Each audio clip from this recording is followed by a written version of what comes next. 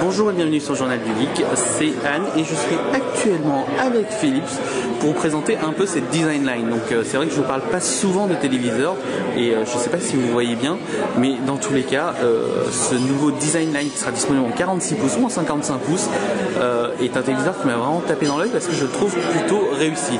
Comme vous pouvez le voir, il a un pied en verre qui est juste là, voilà, donc il repose sur ce verre là et donc Philips se préconise de l'attacher quand même derrière via une attache murale, tout ce qui est tout simple, mais pour le design, il est juste simplement posé.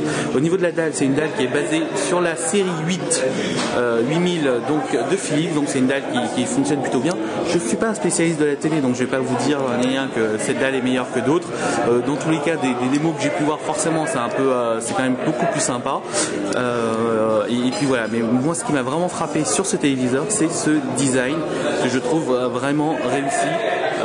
Avec des bords plutôt fins et surtout un pied quand même qui claque vraiment.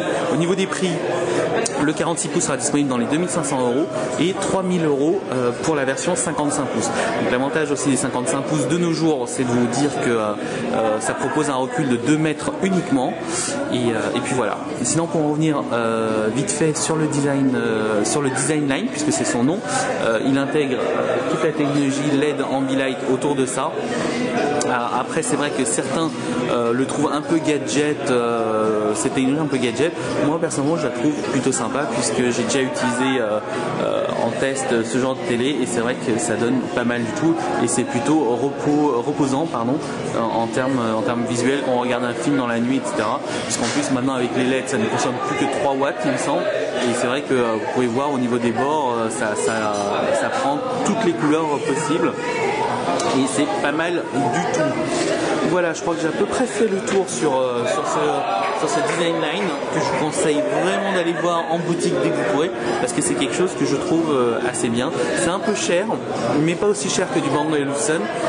Pas aussi cher que du Lowe, mais la dalle, les dalles Philips sont quand même meilleures que celles des marques danoises. Si vous avez des questions, n'hésitez pas. Très honnêtement, on aimerait bien tester pour ces télé plus tard, mais on attend, on peut pas parce qu'on n'a pas l'expertise pour. Mais il y a quand même des coups de cœur et pour moi, le design line est un coup de cœur. Donc je vous remercie beaucoup pour votre attention et à très vite sur le Journal du Geek.